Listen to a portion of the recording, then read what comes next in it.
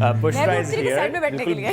खूबसूरत आवाज़ तो उनकी है ही, हमें ज्वाइन कर चुकी हैं वो। और ना सिर्फ हम उनके OST सुनते हैं, बल्कि अगर हम थोड़ा एजुकेशनल करियर की बात करें तो उसमें भी ज़ाहिर है she is done great 3 masters माशाल्लाह, झंडे गाड़े हैं और first position as well in 3rd master, right? माशाल्लाह। ये दोनों को मैनेज करना, इज इट दैट इजी? देखिए, ज़िंदगी में आप जो कुछ भी करना चाहें, अगर आपकी पोटेंशियल, आप फोकस्ड हैं तो आप सब कुछ अचीव कर सकते हैं। ये एक्सक्यूज़ेस हैं कि हम ये मैनेज नहीं कर सकते, या अगर इफ़ यू आर मैरिड तो आप एजुकेशन को कंटिन्यू नहीं कर सकते। लेकिन अगर आपके अंदर पोटेंशियल है, आपके अंदर एक लगन है किसी चीज़ को पाने की, तो आप वो बिल्कुल अचीव कर सकते हैं। अच्छा ये बताएं ना, आपने यहाँ आने से पहले सोचा था क्या कि जब मैं जाऊँगी तो मैं लोगों को ये वाला गाना सुना दूँगी? ये हमारी ख्वाहिश पे होगा। वो तो जाहिर सी बात है, मैं प्यारा साउंड कर रही है। वाबस्तगी मेरी जो है, म्यूज़िक मेरा पैशन था, लेकिन एजुकेशन हमारा बैकग्राउंड इस हवाले से था, तो दोनों तरफ से मेरे ऊपर प्रेशर था। लेकिन जो मेरा पैशन था उससे मेरी सिंसेरिटी ये थी कि मैं कहती थी कि नहीं, मैं एजुकेशन को भी कंटिन्यू करूँगी, लेकिन मैं अपने पैशन को भी in a dignified way. And you have managed to balance both. या कितने OSTs so far? Approximately 50 to 60 50 to 60। अगर मैं ख्वाहिश आतिश की कर दूं तो ज़रूर, प्लीज।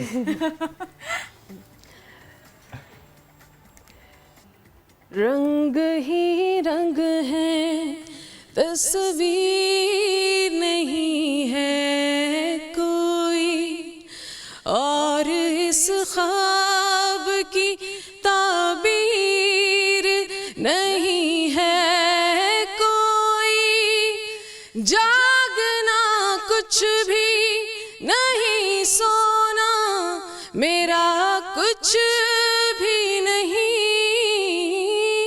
आतिशे इश्क ऐसी के बचा कुछ भी नहीं, आतिशे इश्क ऐसी के बचा कुछ भी नहीं, तू करीब इतना मुझे शाम सहर लगता है, दिल की शाखों पे मोहब्बत का समर लगता है, तू मिला है तो कहूँ कैसे, मिला कुछ भी नहीं, आतिशे इश्क ऐसी के बचा कुछ भी नहीं। वाओ वाओ, बहुत ही जबरदस्त, बहुत जबरदस्त। कभी ऐसा होता है कहीं पर बैठी हो और कोई आपको नहीं जानता, वो ड्रामा देख रही हो, इसे सुन रहे हो कि कितनी प्यारी आवाज़ है, और आपकी मेरी है। बहुत दफ़ा ऐसा हुआ है, क्योंकि मैं इतना ज़्यादा मतलब जो प्लेबैक सिंगर्स होते हैं, लेकिन ये चीज़ बहुत ज़्यादा इंजॉय करते हैं। समटाइम्स अगर मेरे अपने जहाँ जिस इदारे से मैं वाबस्ता हूँ, तो वो आपस में बात हो रही थी, वो OST सुना था, तो फिर जब उनको बताया जाता है तो वो मेरे पास आते हैं, कहते हैं आपकी आवाज़ है। मैं कहती हूँ आवाज़ नहीं, वो कहते सुनाएं तब हमें यकीन आएगा, तो फिर उनकी ख्वाहिश के तहत मुझे सुनाना पड़ता है। आप जो भी काम करती हैं ना, पूरे ध्यान से, पूरे दिल से करती है। ये बताइए, रियाज कितना करती हैं? रियाज़ देखें, आपको अपनी जो डेली बेसिस की जो आपकी मसरूफियात है, उसमें से जो भी टाइम मिले आप उसको सुने और उसके चलते फिरते प्रैक्टिस करें। बस ये है कि आप किसी चीज़ पे ये नहीं हो कि आपको टाइम निकालना है, टाइम निकालना नहीं होता, आपको टाइम मैनेज करना होता है। अभी आप, आई एम सॉरी आपकी बात कट रही है ना, लेकिन ये बताइए, अभी आप कह रही थी आप पढ़ती भी इसी तरह से, और माशाल्लाह अच्छा खासा आपने पढ़ा हुआ भी है। मुझे ये बताइए, ये पढ़ाई के दौरान कभी कभी ऐसा होता है बंद की किताब और शुरू कर दिया गाना, या वो जो आपके पास में चैप्टर्स पूरे के पूरे आपने कहा मैं इसी में अपने ना सुर पिरो देती हूं? देखिए, म्यूज़िक मेक्स यू इंटेलिजेंट, ये बात है। जब आप म्यूज़िक सुन रहे होते हैं या म्यूज़िक कर रहे होते हैं, आपका पूरा ब्रेन फंक्शन कर रहा होता है at the same time. It makes you creative, it makes you intelligent. ये तो मतलब मेरा अपना एक्सपीरियंस है। तो इसलिए बड़ी से बड़ी मुश्किल चीज़ भी कोई मुश्किल नहीं लगती, अगर आप जो है मतलब फोकस्ड हो और आप अपना जहन, तो दोनों का कॉम्बिनेशन मेरे लिए माशाल्लाह से बहुत ज़्यादा सक्सेसफुल रहा है। और मेरे लिए, लेकिन ये नहीं है कि आप मेहनत के बगैर अचीव नहीं कर सकते। जब मेरे एग्ज़ाम्स होते थे तो मुझे ये होता था कि सुन के लेक्चर्स में सुनती थी, और सब्जेक्ट नॉलेज होनी चाहिए। उसके बाद अगर आप में पोटेंशियल है कि आप लिख अच्छा सकते हैं, आपके पास लफ्ज़ों का ज़ख़ीरा है, तो डेफिनेटली आप अचीव कर सकते हो। और जब मेरी पोजीशन आई पूरे कराची में, फर्स्ट पोजीशन, तो उस वक्त मैं बता नहीं सकती, वो मेरे लिए बहुत वो Proud moment मोमेंट। होता और है, मेरे exactly. फादर का एक बहुत बड़ा बेशक। ड्रीम, और मेरे हस्बैंड की सपोर्ट, वो मेरे साथ यहाँ पे आए भी हैं, उनकी सपोर्ट के बगैर मैं कुछ भी नहीं हूँ, और उन्होंने मुझे हमेशा सपोर्ट किया। That's great. ये क्यों आई आंखों में नमी? पहले मुझे ये बताएंगे, खुशी? बिल्कुल खुशी के Excitement? आंसू, क्योंकि उस वक्त तो मेरे आंसू लगातार बह रहे अच्छा, थे आई वाज मुझे। अबाउट टू आस्क ना कि जब खुश होती है तो गाती है, उदास होती है तो गाती है। देखिए म्यूजिक मूड्स पे डिपेंड करता है। अगर आप उदास हैं, अगर आप हैप्पी म्यूजिक सुनेंगे, आपका मूड इमीडिएटली चेंज हो जाएगा। अगर आप सैड हैं, अगर आप खुश हैं और अगर आप इमोशनल म्यूजिक सुनेंगे, तो ये पावर है म्यूजिक के पास। किसको सुनती हैं? मैं मैडम नूर जहाँ के गाने बहुत शौक से सुनती हूँ, क्या और बात है। मैंने वो तो हम तो उनके हम तो उसे फॉलो कर सकते हैं, और मतलब हमारी इतनी हैसियत नहीं है कि हम इतने बड़े बड़े नाम, बहुत बड़ा नाम, बिल्कुल बहुत बड़ा नाम। मैं पाकिस्तान हमारे लिए वो असासा है हमारे मुल्क। मेरे ख्याल में टॉप 10 अगर है तो वो 1 से 10 तक तो मैडम ही है। उसके बाद में शायद कोई आ जाए। बिल्कुल बिल्कुल। जब पैशन भी हो, आवाज़ भी इतनी खूबसूरत हो, और फिर भी स्टेज की तरफ ना जाए बंदा है। अच्छा, अब ये होता है ना कि सारी चीज़ें आप ज़रूरी नहीं कि आपको सब कुछ आप जो है एक्सपीरियंस करो, लेकिन ये है कि मतलब मैं चाहती थी मेरी आवाज़ लोग सुने। ओके, यानी कि आपने इस Choices तरफ भी हाँ, सोचा ही मेरी नहीं। आवाज़ No- इस no to तरफ, stage. लेकिन हो सकता है फ्यूचर में हो इस तरफ सकता है। भी अगर मैं ऐसा हो सोचूं। तो अगर फॉर एग्जांपल ऐसी ऑप्शन हो कि अच्छा आपको इनवाइट आता है कि आपको स्टेज परफॉर्म करना है, and you have to share a stage with someone, कौन हो? अच्छा, I have to share the stage with someone, तो वो मेरे अपने भाई हैं, मोमी है कनाडा में, ही Okay. Sings so well. Okay. तो आई जस्ट वांटेड कि हम दोनों एक अपना बैंड बनाएं। ओके। तो इन नियर फ्यूचर ये जो सोच है, इसको अमली जामा पहनाया जा रहा है, कुछ बिल्कुल, वर्किंग हो मैं रही है उसको इस पे? I am trying my level best to convince him. And he how- is in Canada. Okay. तो इन फ्यूचर हमारा प्लान है कि हम दोनों जो है being a brother and sister, हम दोनों जो है इस चीज को फादर की नाज़ी और ज़ुहैब के सपोर्ट, जैसे। वाओ। फादर की अच्छा है। सपोर्ट, हस्बैंड की सपोर्ट, ब्रदर इतना केयरिंग और इतना supportive. Wow, you are blessed माशाल्लाह। Thank you so much, thank you. और सारे जो लिसनर्स हैं उनकी भी सपोर्ट है, जो बेशक, सुनते हैं गानों no को। doubt। और मैं देख रही होती हूँ अपने चैनल पे कि मिलियंस ऑफ व्यूज जब मुझे मिल रहे मेरे होते हैं, बहुत से फेवरेट ओएसटीज थे जो कि मैंने अब सर्च किया, अच्छा वो भी आपका, वो भी आपका, वो भी आपका। Thank you so much, thank you. Thank you कि आप आई, थैंक यू। आपने हमको गाना भी सुनाया और हमसे थोड़ी सी सही लेकिन बातें तो।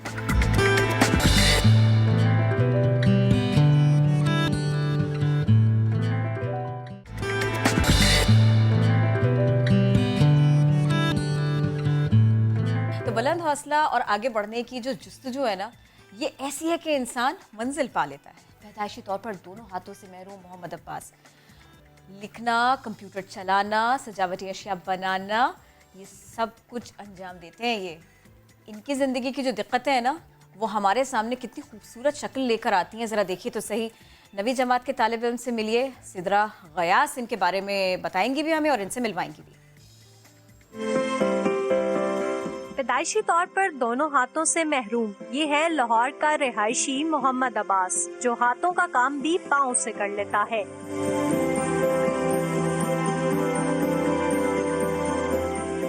ऑयल पेंटिंग हो या आराइशी मॉडल्स की तैयारी, अब्बास तमाम फन पारे अपने पाँव से बनाता है।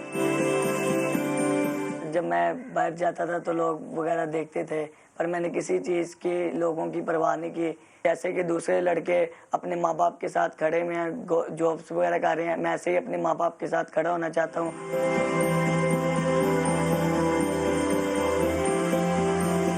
माजूरी का जवामर्दी से मुकाबला करने में वालदा और बहनों ने अब्बास को कभी तन्हा नहीं छोड़ा। अब्बास जैसे बाहिम्मत नौजवान मिसाल हैं लोगों के लिए जो अपनी माजूरी के बावजूद भी कुछ कर दिखाने का जज्बा रखते हैं। कैमरा में नजर इकबाल के साथ सिदरा गयास, समा, लाहौर। कराची में आजकल हर दूसरा शख्स खुखू खाखा आछू करता हुआ दिखाई दे रहा है। बुखार भी है, तो इस सब के लिए डॉक्टर के पास भागना क्या जरूरी है? शुगर, आपने दूसरे शख्स की बात की ना, हम दोनों आते हैं पहले शख्स में क्योंकि हमारे पास डॉक्टर बिल्कीस है, लेकिन आप भी हैं पहले शख्स क्योंकि आपके पास नया दिन है और नया दिन में डॉक्टर बिल्कीस है, यानी किचन क्लिनिक यहाँ पर आ चुका है। Good morning. अस्सलाम वालेकुम। वालेकुम क्या सलाम, हाल कैसी है? हैं आप? अल्हम्दुलिल्लाह ठीक ठाक। बड़ी प्यारी सी ये प्लेट है, हाँ जी। डिश आपने ये तरतीब दी है। ये खांसी, नज़ला, नज़ला, बुखार, छींके कैसे दूर कर? चार बात प्यालियों में जो- सिर्फ हल है इसका? नहीं नहीं, हल तो बहुत सारी प्यालियों में है। अच्छा, आप चार लाइए। 2 चम्मच भी हैं। अच्छा, अगर मतलब नज़ला, ज़ुकाम, बुखार तो इसका मतलब है इन्फेक्शन बढ़ गया। Yes. जब इन्फेक्शन बढ़ जाता है तो आपको डॉक्टर की ज़रूरत होती है, लेकिन अगर जैसे स्टार्ट हो रहा है तो कहते हैं इसको रोकना भी नहीं चाहिए। पहले 1-2 दिन जाहिर सी बात है कोई है तो इन्फेक्शन है जो भी हो है। जाए 2 दिन छुट्टी आपको मिल जाए ताकि। हाँ, लेकिन आजकल जो हो रहा है और खासकर पूरे पाकिस्तान में वो बहुत ज़्यादा डीठ वाला है, जा नहीं रहा और लोगों के जोड़ों में बहुत दर्द हो रहा है। तो ऐसा लोग डर जाते हैं कि खुदा ना खास्ता फिर दोबारा कोई और बीमारी तो नहीं हो गई है। तो उसके लिए सबसे पहले किचन में आपका एंटीबायोटिक है लौंग जो है उसको भून कर शहद में मिला के रख लिया करें। उसको थोड़ा थोड़ा सा जैसे 1 ग्राम से भी कम दिन में 2 बार खा लिया करें तो ज़्यादा फ़र्क पड़ता है। बच्चों को सिर्फ चटा दिया करें। दूसरी चीज़ अदरक आती है कि अदरक का कहवा बना के पिएं। तीसरी चीज़ नज़ला ज़ुकाम खांसी के लिए नींबू है, लाइम यानी कि बड़ा वाला नींबू खौलते गर्म पानी में डाल के पी लिया करें। मगर आजकल के लिए जिस तरह का ये है जा ही नहीं रहा है, जितनी भी दवाइयाँ ले लें खांसी ऐसी होती है ऐसा लगता है कि पता नहीं कितने लोग अंदर से ऐसे बोल रहे हैं लगता है और जैसे ये पसलियों 16 में साल बहुत का जो दर्द लड़का है। है ये जब खांसता तो लगता है जैसे कोई 36 या 46। 2 साल बढ़ा क्यों दिया आपने? 14 ईयर ओके। चले 14 साल का कर हाँ, लें। अब देखें 14 साल का लड़का मैं अब खांस तो लगता है कोई बूढ़ा खांस रहा है। किरण भी अगर कहती है 14 को 41 कर दें कोई मसला नहीं, दोनों के लिए। आपने ये करना है कलौंजी लेनी है, कलौंजी को आप पीस के रख लें, एक बर्नी में रख लें। वैसे तो इसका जो असल तरीका वो ये है कि 2 चम्मच कलौंजी आपने लेनी है, आपने 2 ग्लास ही पानी लेना है, उसको इतना पकाना है कि वो 1 कप रह जाए। ओके। जब वो 1 कप रह जाए तो आप चाहें तो उसको छान लें।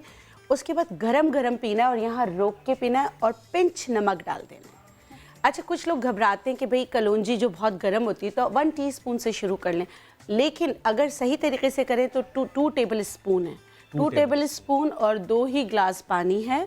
और फिर जब वो 1 कप रह जाए उसको छान के उसमें आप पिंच नमक डाल के और सिप पिएं। उनकी वो खांसी जो किसी सूरत नहीं जा रही होती उसमें बहुत फ़र्क पड़ता है। अच्छा, एक तो ये भी है ना, अगर सुबह थोड़ी सी सर्दी मिली तो शाम में नहीं मिली, शाम सर्द थी तो सुबह बिल्कुल मुख्तलिफ था। ये जो लहरें हैं ना हाँ, वो खराब कर देती हैं। जैसे हम ठंडे से गर्म में जा रहे हैं, मॉल से निकले बाहर सूरज भाई आंखें दिखा रहे थे।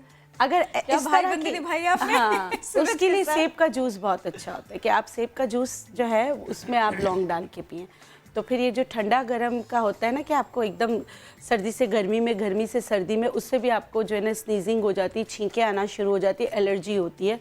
तो फिर आप अगर किचन टिप करना चाहते हैं तो सेब का जूस उसमें आपने लौंग डालना है और वो पिए तो उससे आपको बहुत फ़र्क पड़ेगा। और ये कहा जाता है कि इस तरह का जो सीज़न है इसमें रोज़ाना ही कोशिश कर लें कि स्टीम ले लें, भाप ले लें। बहुत बेहतरीन चीज़ है, नमक या नीम के पत्ते और नमक डाल के स्टीम लें तो बहुत अच्छा है। बल्कि अगर आप चाहें, क्योंकि बाज़ औक़ात ऐसे खुनकी की वजह से ना आपकी नाक जो है बिल्कुल ड्राई हो जाती, तो उसके लिए आप कह रहे हैं यूकलिप्टस के पत्ते, सफ़ेदा पूरे पाकिस्तान में आपको मिलता है। आपने एक पतीली में खूब पानी को खौलाया, ढक्कन ढक कर, फिर जब मतलब कि सारे बच्चे सो गए, सब सोने वाला टाइम है, तो आपने क्या किया, उसमें यूकलिप्टस के पत्तों को क्रश करके डाला, नीम के पत्तों को डाला और उसका जो ढक्कन हटा दिया। जो उसके फ्यूम्स जाएंगे पूरे रूम में तो वो मॉइस्चर भी करेंगे और जाहिर सी बात है आप इनहेल करेंगे तो आपकी जो नोज़ की ड्राइनेस होती है वो भी ख़त्म होगी। बाज़ औक़ात ऐसा होता है कि ड्राइनेस की वजह से ब्लीडिंग भी हो जाती है, उसमें भी फ़र्क पड़ेगा। अच्छा, एक कॉलर हमारे साथ है, पारस है हमारे साथ। डॉक्टर बिल्किस आपकी बात सुन रही है, बताइए। हेलो, अस्सलाम वालेकुम। जी वालेकुम अस्सलाम। मैं पारस बात कर रही हूँ कराची से, मुझे डॉक्टर बिल्किस से बात करनी है। हाँ जी, आप बात कीजिए, सुन रहे हैं। पारस बोलें। मुझे ये पूछना है कि जब से सर्दियाँ स्टार्ट हुई है मेरी खांसी खत्म नहीं इतनी, और मैं स्टीम भी देखती हूँ, सब कुछ एंटीबायोटिक भी लिए, फिर भी कुछ वक्त सही है, फिर नजला खांसी फिर वही स्टार्ट हो जाता है। तो इसका पता है जिससे सही हो जाए। अभी जो मैंने कलौंजी वाला टोटका बताया ना, आप वो कीजिए, इंशाल्लाह उससे आपको फ़र्क पड़ेगा। ठीक है। Another caller Naseer from Karachi. Good morning, क्या आप पूछना चाहेंगे? डॉक्टर बिल्किस आपको सुन रही हैं।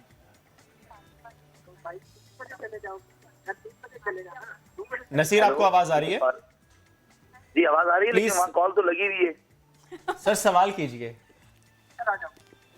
मेरा सवाल डॉक्टर बिल्किस से ये है कि बच्ची है मेरी, तकरीबन पूरी 2 महीने की है, उसको पिछले 1 महीने से गैस का प्रॉब्लम चल रहा है, पेट में गैस का प्रॉब्लम है, फूला फूला सा लगता है और उसकी दर्द की वजह से तो तकलीफ भी होती है।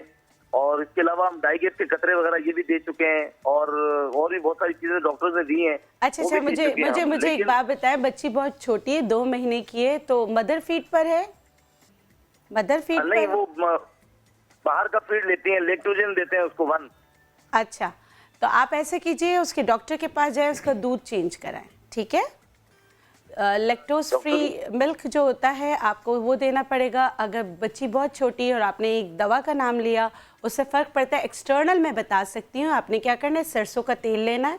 सरसों के तेल में आप मतलब अगर 2 चम्मच सरसों का तेल है तो 1/4 टीस्पून आप हींग, थोड़ा सा इसको गर्म कर लें, तो ये सरसों का तेल हींग में मिक्स हो जाएगा, हींग जो है डिज़ोल्व हो जाएगी। इससे जो है ना पेट पे आप क्लॉकवाइज और एंटी क्लॉकवाइज मसाज कराएं और बच्चे को लैप पे थोड़ा सा उल्टा करने की कोशिश करें, तो उससे भी बहुत फ़र्क पड़ता है न्यूबॉर्न बेबीज़ के लिए।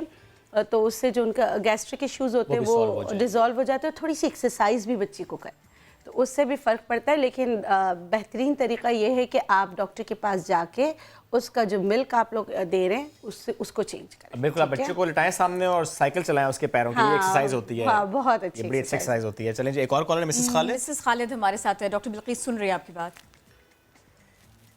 अस्सलाम वालेकुम। जी वालेकुम अस्सलाम। कैसी हैं आप? अल्लाह का शुक्र, ठीक ठाक। जी, मुझे डॉक्टर बिल्किस से बात करनी है। यकीन जाए डॉक्टर बिल्किस बात कर रही है, ट्रस्ट मी। जी, कैसी हैं आप? जी मैं चाय शाय मंगवाएं, अब सवाल कर लें जी जल्दी जी जल्दी बिल्कुल से। ठीक हूँ, आप सुनाएं। मैं डॉक्टर साहब, मुझे आपसे मिलकर आपसे बात करके बहुत खुशी हो रही है। तो मैं बहुत आपको टीवी शुक्रिया। पे अक्सर देखते रहते हैं, बहुत शुक्रिया। बहुत अच्छा लग रहा है मुझे। बहुत शुक्रिया। और अल्लाह की तरफ से आज मेरी कॉल भी लग गई। मैंने आपसे पूछा था, मेरे हस्बैंड को ना थायराइड का मसला है, अच्छा तो वो शाम के टाइम उन्हें सर्दी भी लगना शुरू हो जाती है और बुखार सा भी हो जाता है। अच्छा, ये थायराइड की वजह से होता है क्या? थायराइड के वो जो मेडिसिन है वो सही तरीके से नहीं ले रहे हैं? तो नहीं, वो डॉक्टर ने बताया था कि थायराइड और चेक वगैरह भी करवाया था, तो उसके बाद फिर उन्होंने ट्रीटमेंट नहीं करवाई। डॉक्टर के पास जाने से वैसे ही वो डरते हैं।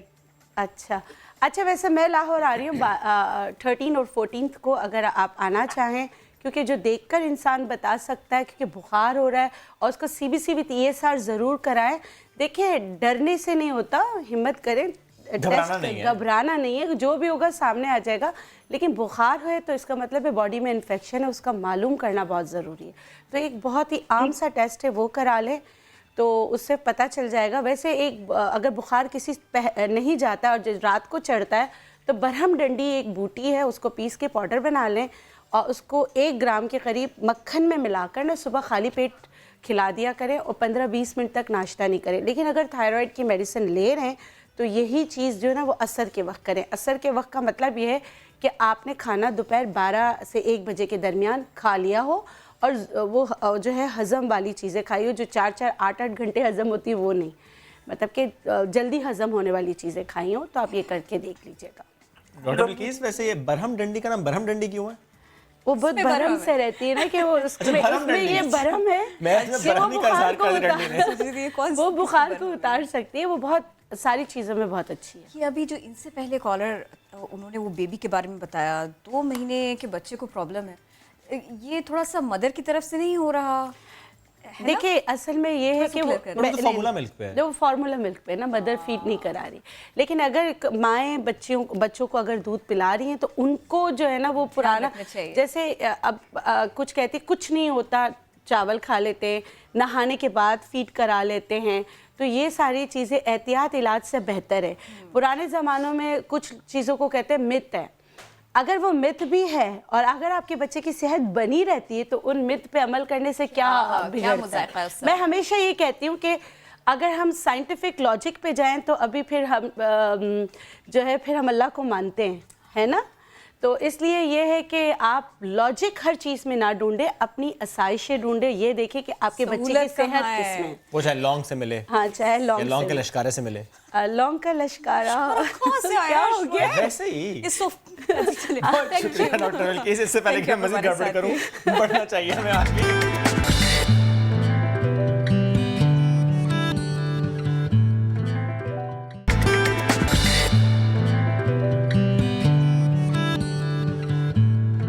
पढ़ते बढ़ते हैं एक और टॉपिक की जानिब और वो है हेल्थ से जुड़ा हुआ। मौसम तब्दील हो, यस, बच्चों की सेहत, मौसम तब्दील हो या तब्दील ना हो, आजकल जब भी बैठक में हम होते हैं इकट्ठे या कहीं बाहर भी फैमिलीज इकट्ठी होते हैं तो टॉपिक पॉलिटिक्स बिल्कुल नहीं होता। टॉपिक होता है कि अच्छा मेरा मुन्ना और मेरी मुन्नी, इसकी तबीयत क्यों बिगड़ी, क्यों खराब है और क्या किया और क्या नहीं किया। कैसे दूर होगी, बेबी रात भर से खांस रहा है और उसकी वजह से माँ बाप की नींद भी समटाइम्स डिस्टर्ब हो जाती है। तो और इसीलिए इसमें ये भी होता है कि जब आपका बेबी आपकी गोद में है ना, तो वो जो खरखराहट की जो आवाज़ है ब्रीदिंग के साथ Yes. साथ, ये पेरेंट्स को बहुत परेशान करती है। फिर अब इस सिलसिले में क्या हो सकता है, क्योंकि ये जो उम्र है ना 3 से 4 माह के छोटे छोटे पारे पारे बहुत बच्चे, छोटे मोटे इन पाले पाले बच्चों के बारे में आज हमें बात करना बहुत ज़रूरी है, क्योंकि खुकू खाका करते हो बिल्कुल अच्छा नहीं लगता, छोटा बच्चा प्रॉब्लम में। तो इसी सब के ऊपर बात करेंगे। हमने दावत दी चाइल्ड स्पेशलिस्ट डॉक्टर अनोखे खानम को। अस्सलाम वालेकुम। वालेकुम सलाम। कैसी हैं? I am fine, thank you. अब बताएं ना हमें, ये जो 2-3 महीने का बेबी होता है, छोटा वाला पाला वाला इसको कोई क्या दवा दे, क्या उसको खिलाए और ये सारे के सारी प्रॉब्लम्स कैसे दूर करें? अच्छा, पहली जो बात है कि जो 6 महीने के कम उम्र के बच्चे हैं ना, उनको माँ के दूध के अलावा कुछ और नहीं देनी चाहिए। Not even water, not even water, nothing, zero. माँ का दूध सबसे बेहतर है, ठीक है। दूसरी बात आपको याद रखना है कि जो भी आप चीज़ माँ के दूध के अलावा देंगे ना, वो बस यही सोचो कि इसकी जो known and unknown side effects हम एक्सपोज कर रहे हैं बच्चे को, number 1, and number 2, increasing risk of infection, ठीक है। बच्चों में खांसी का सिरप नहीं देना चाहिए। ओके, उससे होता क्या है? कुछ नहीं, कुछ भी नहीं होता। खांसी के सिरप से कुछ नहीं होता। That's just a suppressant और otherwise नहीं, अगर कॉफ सप्रेसेंट देंगे ना, you can stop your child from breathing, they dangerous. Okay. तो बच्चों में कोडीन नहीं देते हैं, क्योंकि पुराने ज़माने में हमारी खांसी के सिरप पे कोडीन होती थी ना, और हम भी 20 साल पहले इस्तेमाल करते थे, बहुत अच्छी तरीके से इस्तेमाल करते थे। रात को देते थे, बच्चे अच्छी तरीके से सोते थे, हम बहुत खुश होते थे। और सुकून से फिर सो रहा है। हाँ, मगर इससे this is where evidence based medical practice comes in. इसका मतलब है हम आजकल जो भी चीज़ें बच्चों के साथ करते हैं या देते हैं, ये रिसर्च बेस्ड है। इसका मतलब है कि अगर रिसर्च ने सफिशिएंट एविडेंस नहीं दिया है कि ये काम करता है विदाउट रिस्क और with reduced risk, don't use it. तो हमें पता है, दुनिया में हमें पता है कि 6 साल के कम उम्र के बच्चे को कोई खांसी सिरप नहीं देना चाहिए, वो काम नहीं करते।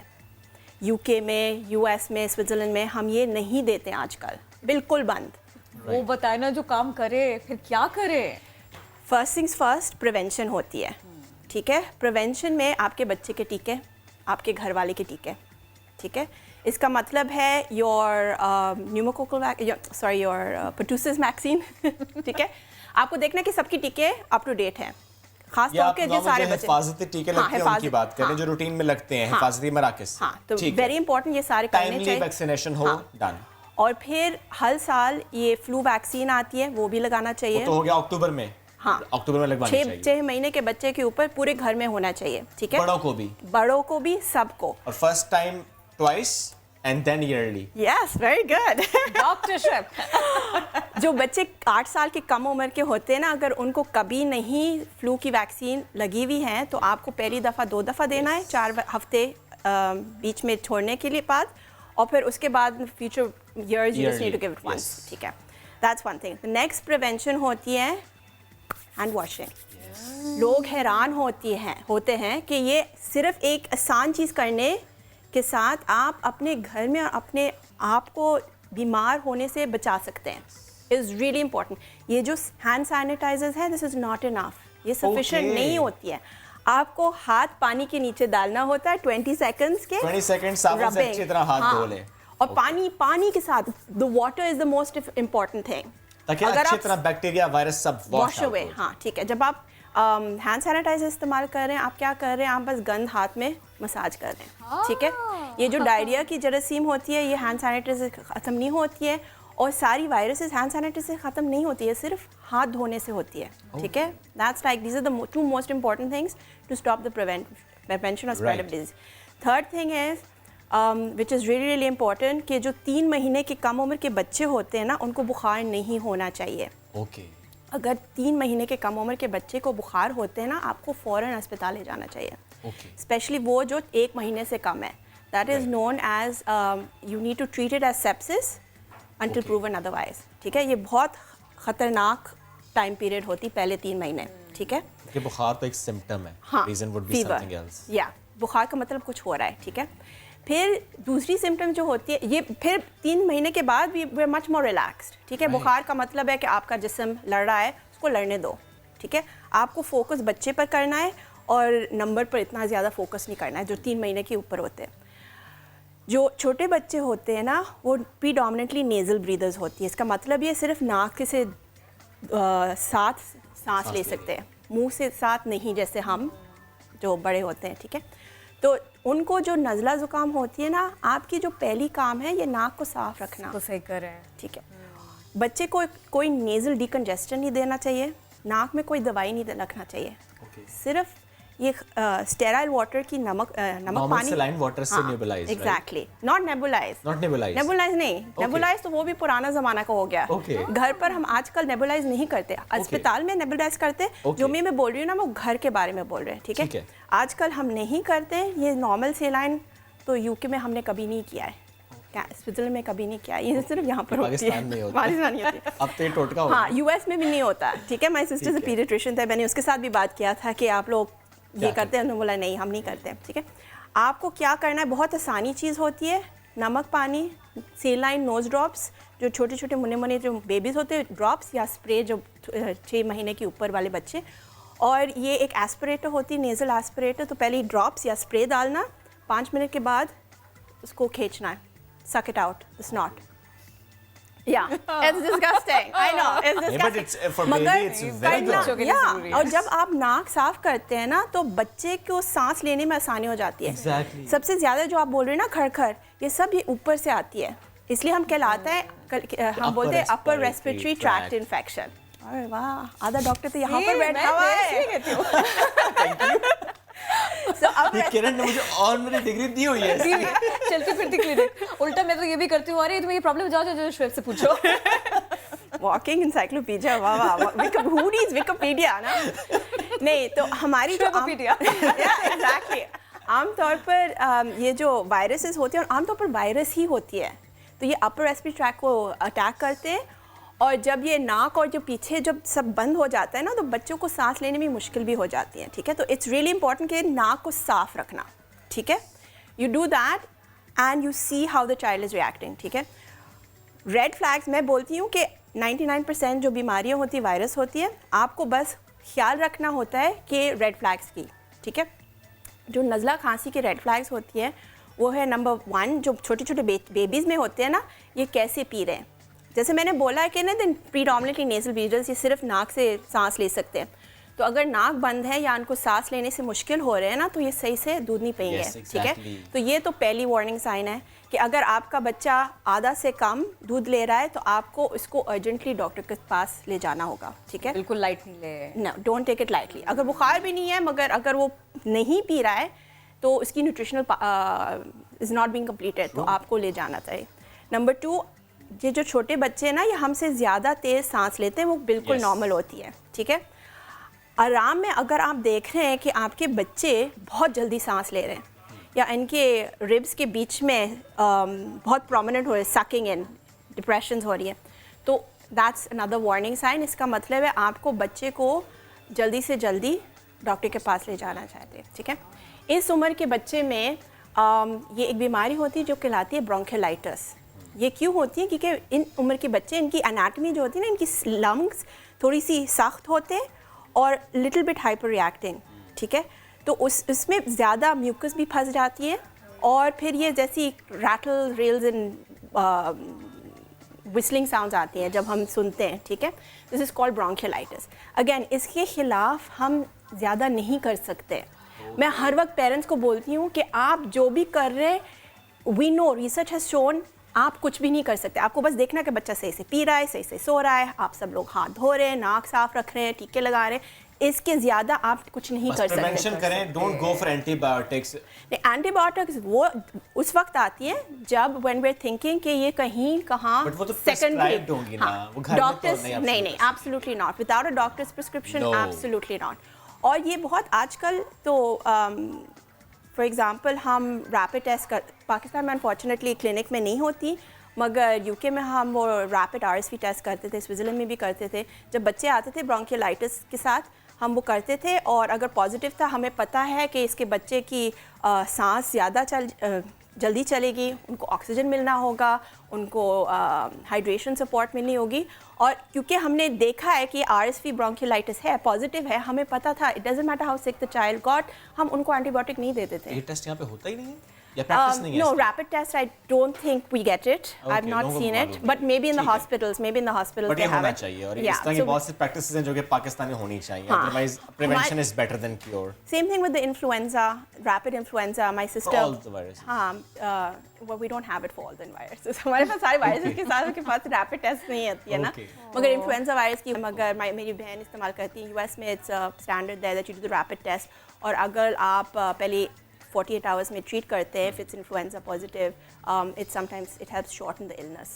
ठीक है, so there's a reason why we do these things. थोड़ा वक्त लगेगा पाकिस्तान में, मगर this is going into मगर this is going to complex. थोड़ा ही लगे. This is going to complex. Basic thing is ये याद रखना है कि as long as you're doing all the prevention, as long as you're keeping your child's nose clean, as long as जब तक आप देख रहे हैं कि आपके बच्चे सही से दूध पी रहा है और जो बड़े बच्चे सही से खाना खा रहे हैं, आपको बस वार्निंग साइंस के बारे में जानना चाहिए, ठीक है, और ख्याल रखना चाहिए, और अगर वार्निंग साइंस आ रहे हैं तो डॉक्टर के पास जाना चाहिए। और ये पहली मोस्ट इंपॉर्टेंट बात याद रखें, प्लीज़ अपने डॉक्टर्स को प्रेशराइज मत करें कि एंटीबायोटिक्स कब शुरू करेंगे, क्योंकि fever and the way your child is presenting ये नहीं डिटरमिन करेगा कि क्योंकि चंद वायरल इन्फेक्शंस होती है, जैसे मैंने बोला है ना, RSV ब्रोंकियोलाइटिस, वो बच्चे ऑक्सीजन में होती है और हम अंजी फीड भी दे रहे हैं, मगर उनको हम एंटीबायोटिक्स नहीं देते क्योंकि हमें पता है कि it's viral and it's a very severe viral infection. Exactly, बिल्कुल एक डॉक्टर को ही मालूम है किस बच्चे को क्या देना है। बहुत शुक्रिया डॉक्टर साहब, आप साथ मौजूद हैं।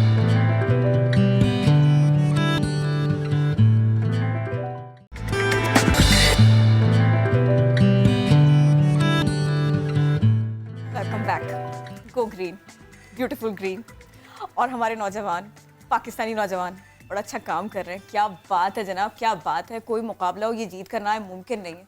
और इतने ज़्यादा मेडल्स ले लेते हैं, इतने ज़्यादा, जिनको आज हम आपसे मिलवा रहे हैं ना, इन्होंने इतने मेडल्स ले लिए, अब जगह नहीं बची है, अब उसके आगे बिल्कुल जगह नहीं बची है। वो देखे तो से एक के बाद एक जहां जाते हैं मेडल और ट्रॉफी लेकर आते हैं, और फिर होते हैं हमारे मेहमान। इवन टाइम मैगजीन के people magazine, I stand corrected, people magazine के कवर फोटो पे इनकी पिक्चर भी है। इस टाइम पीपल मैगजीन, यस। तो हमारे साथ मौजूद है वी हैव सनिया आलम, और ये इनके बारे में जो इंट्रोडक्शन है ना, बड़े मजे का है कि सनिया जो है, टोटल जो सीनियर लाइसेंस्ड पीपल है दुनिया भर में 4 हैं, and she's one of them. Great. And we have Ima Alam, welcome कहेंगे आपको, we have Shomi Alam, and we have Syeda किस्सा ज़हरा। बहुत शुक्रिया आप सबका। आपसे पहले बात नहीं हमने करनी, हमने पहले इनसे बात करनी जो इस बार जो ना दिसंबर में जीत कर आए हैं। स्टार्टिंग फ्रॉम इमा, मुझे ये बताएं कि आप इस बार किस कैटेगरी में थी, और आपने माइंड मैपिंग में थी, मेमोरी में थी, किस में थी? तो इतने ज़्यादा आप कोर्सेज कराते हैं, हम भी परेशान हो जाते हैं, हमें नहीं करा रहे आप लोग कोर्सेज, अच्छी बात नहीं है ये। चकराए हमें थे, वो नेशनल कंपटीशन थे, और इस बार हमने वर्ल्ड कंपटीशन में हिस्सा लिया, जो कि साल के एंड में होता है। और माइंड मैपिंग कंपटीशन में 200 से ज़्यादा लोग थे, 200 से ज़्यादा लोग, यस, एंड जिसमें I became the junior world mind mapping champion. और उसके अलावा माइंड मैपिंग के तीनों डिसिप्लिन्स में मैंने 3 गोल्ड मेडल्स जीते, और 200 लोगों में से सिल्वर मेडल जीता। 200 लोगों में सिल्वर, यस। और उसके अलावा वर्ल्ड मेमोरी चैम्पियनशिप में भी मैंने हिस्सा लिया, जिसमें 500 से ज़्यादा लोग थे, और इसमें मैंने 10 डिसिप्लिन्स में से एक डिसिप्लिन में ब्रॉन्ज मेडल जीता। इतने ज़्यादा मेडल्स हैं, 1 2 3 4 5 6 7 8 9, टू मेनी मेडल्स हैं। आप हिम्मत करें काउंट करने की, मैं सिर्फ देख करके ना बहुत सारे सारी बात है, क्या करें, इतना कुछ कैसे यहाँ पर लाएंगे। सो शोमी, आप किस कैटेगरी में थी? मैंने जो है वर्ल्ड माइंड मैपिंग चैम्पियनशिप में हिस्सा लिया था, और उसमें जो है 3 डिसिप्लिन्स होते हैं, उसमें से एक में मैंने ब्रॉन्ज मेडल हासिल किया इन एडल्ट कैटेगरी। और माइंड मैपिंग को मैं थोड़ा एलैबोरेट करूँ तो it's the art of summarising, जिसके ज़रिए जो है आप बहुत सारी इंफॉर्मेशन को मैनेज ये समझाइए, इसको उठा लीजिए प्लीज साथ। अब समझाइए जो आपने मैप बनाया है। आर्ट ऑफ समराइजिंग है, वो बहुत शुक्रिया। ये ओ लेवल की इकोनॉमिक्स है, राइट? ओ लेवल की इकोनॉमिक्स है, और एक तरफ है बुक और एक तरफ है map. Please elaborate. So this is 24 pages of economics की book. ओके और इसके जो है नोट्स जो है एक पेज पे समराइज्ड है as a mind map. Okay तो ये जो है ऐसा आप देख सकते हैं it's a visual learning tool इसको देखते हुए जो है आपको ब्रेन इजीली इंफॉर्मेशन को स्टोर कर सकता है और सही टाइम पे उसको रिकॉल कर सकता है. मुश्किल मालूमात को आसान बनाया और उसके बाद में वो सब कुछ आपके जहन में महफूज हो गया, याद ये रहे. मैप आपने ना प्रिंट कर लिया है. ये कितनी देर में बनता है एक मैप? वेरी इजीली, जैसे जैसे आप पढ़े वैसे वैसे आप बनाते जाएं. और एक किताब अगर ये 24 पेजेस का है, आपके पास 100 पेजेस की किताब है, 200 पेजेस की किताब है, आपके 10-15 माइंड मैप बन गए एंड देन यू डन. तो इन सब में ऐसे एग्जाम्स दिए हैं. आप भी बताइए ना इस बार क्या किया, कितनी मेहनत की, या हमारे हिसाब से आपने तो मेहनत ही नहीं की और यूं करके जीत के आ गए. आपने एडल्ट कैटेगरी में सिल्वर मेडल लिया था आपने? मैंने वर्ल्ड स्पीड रीडिंग चैंपियनशिप में एडल्ट कैटेगरी में मैंने सिल्वर मेडल हासिल किया था and world mind mapping championship में मैंने ब्रॉन्ज एंड सिल्वर मेडल भी हासिल किया था in one of the disciplines.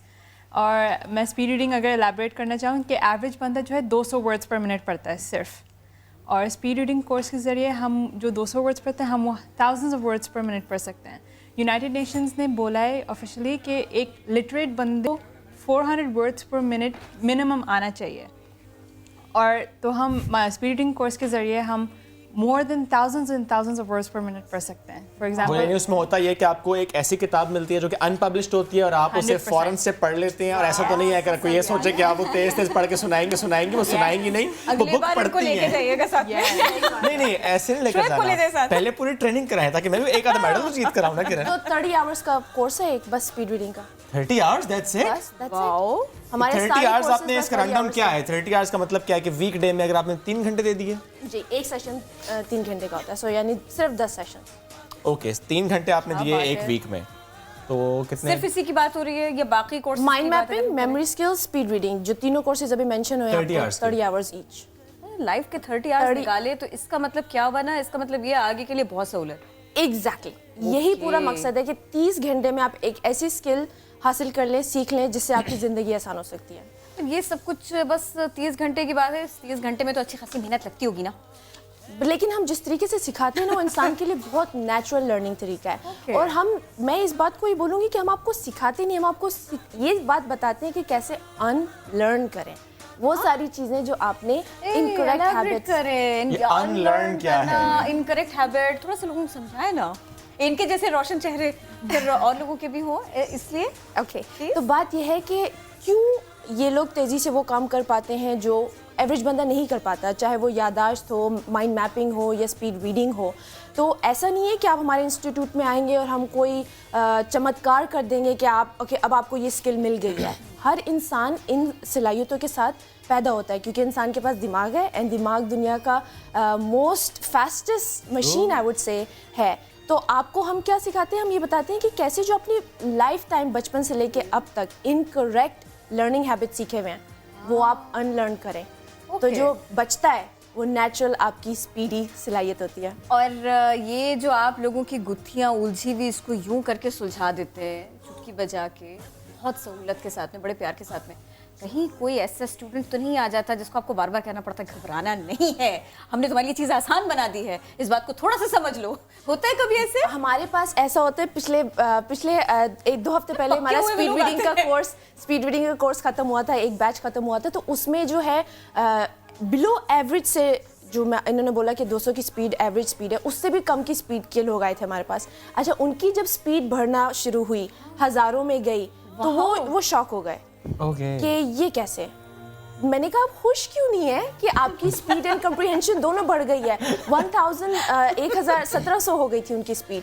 तो वो शॉक में कि ये कैसे, ये इतना आसान कैसे. मैं तो सोचा था कुछ पहाड़ खोदने पड़ेंगे, कुछ करना पड़ेगा.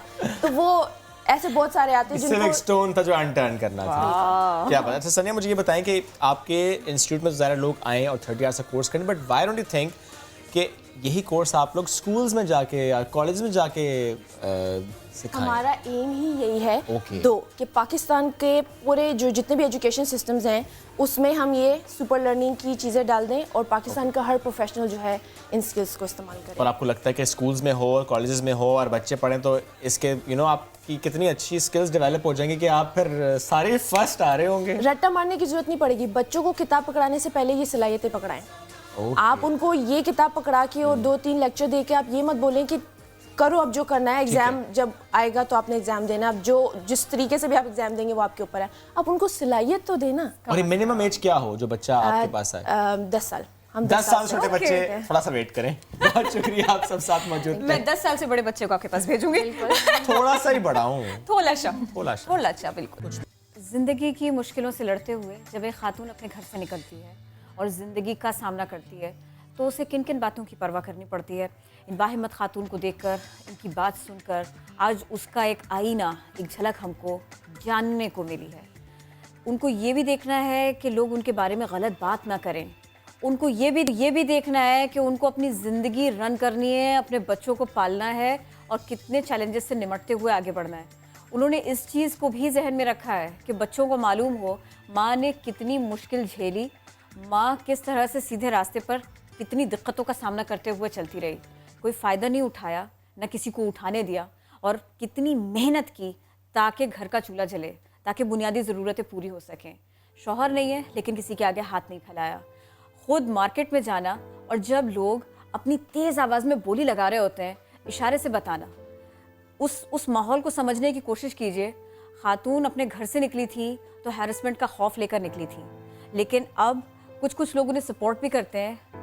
उन्होंने उनका तस्करा तक नहीं किया जो उन्हें परेशान करते थे या कर रहे हैं। किस तरह से वो अपनी ज़िंदगी का पहिया चला रही हैं और अपने हाथों से क्या क्या कुछ कर रही हैं। आप सही कह रहे थे शुएब, ये वाकई ज़बरदस्त खातून, बहुत ज़बरदस्त खातून है और बहुत हिम्मत वाली हैं। और कहना ये चाहिए किरण कि जब चैलेंजेस से निपटा तो एक बेटर वुमेन बनकर सामने आई हैं, एक स्ट्रांग वुमेन बनकर सामने आई हैं और सबके लिए मिसाल हैं। इवन मर्दों के लिए भी मिसाल हैं, वो जो घबरा जाते हैं, वो जो किसी वजह से कहते हैं कि अब हम इसलिए मांग रहे हैं क्योंकि रोज़गार नहीं है। तो जिस तरह उन्होंने कहा ना कि जब तक हाथ पैर सलामत हैं किसी से मांगूंगी नहीं, खुद कमाऊंगी। तो एग्जाम्पल फॉर एवरीवन। शुएब, और एक बात और भी है, हम इतनी तकलीफदेह खबरें पढ़ते हैं कभी कभी कि माँ बच्चों समेत दरिया में कूद गई। ये माँ दरिया में नहीं कूदी, ये दरिया से लड़ने के लिए तैयार है, लड़के दिखा रही है।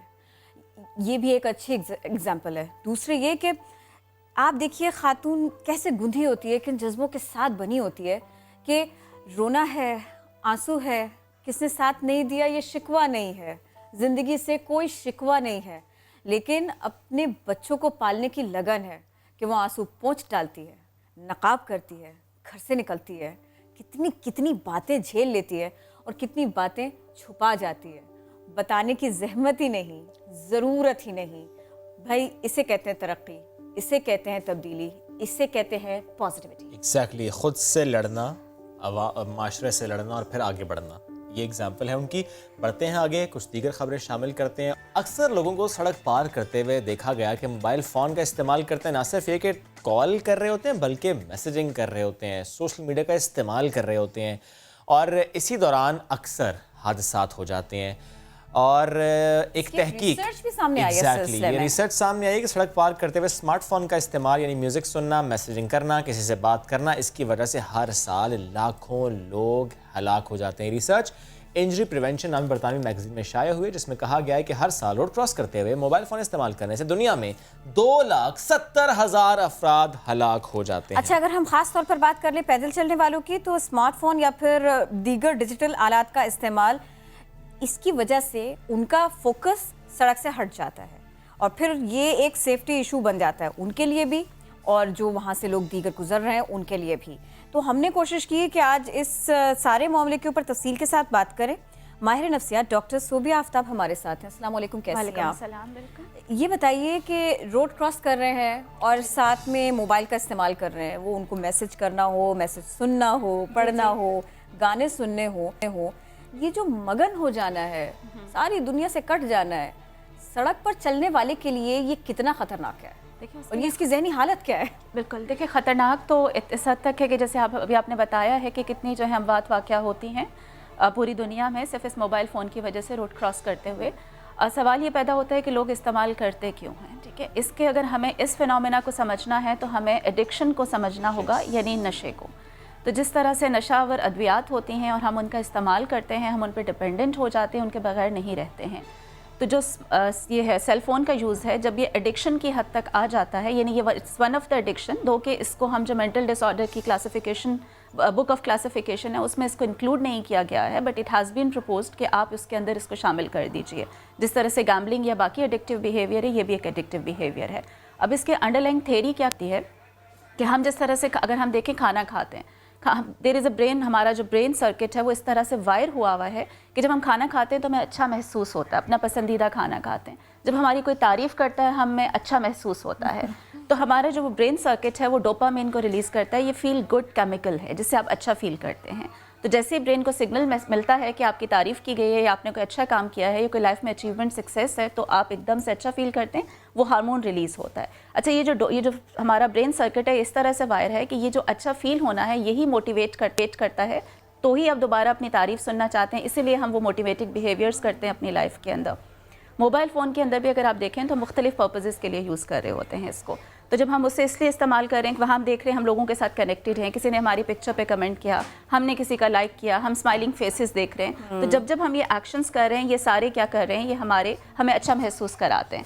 तो हमारा ब्रेन जो वायरिंग ऐसे हुई हुई है कि वो फील गुड केमिकल्स रिलीज़ हो रहे हैं और वो मोटिवेट कर रहे हैं to do this thing again and again. और इस पूरे प्रोसेस में हम एडिक्ट होते जा रहे हैं, हमें पता नहीं चल रहा है कि वी आर बिकमिंग एडिक्ट। एक रवैया और भी है। जी। मैंने पिक्चर किसी ने भी ये जो है ना वो अपलोड की, शेयर की, उसके ऊपर जो है ना वो तारीफ आनी शुरू हुई, वेरी गुड, बहुत अच्छी बात है, बड़ी खुशी मिल रही है, 126 बार देख लीजिए। वो अगर उसको लोगों ने नापसंद करना शुरू किया तो मेरा ध्यान और ज़्यादा है। अच्छा, अब वो ध्यान आपका बिल्कुल और ज़्यादा है कि किसी एक ने नेगेटिव कमेंट दे दिया, तो बाज़-औक़ात हमारा माइंड अगेन एक वे में जो है प्रोग्राम्ड होता है कि हम पॉजिटिव स्टिमुलस के ऊपर इतना फोकस नहीं करते हैं, हम नेगेटिव को ज़्यादा जो है वो, इवन बहुत सारी तारीफ़ें होंगी, शायद एक नेगेटिव कमेंट होगा, हम उस एक नेगेटिव के ऊपर ज़्यादा फोकस्ड हो जाते हैं।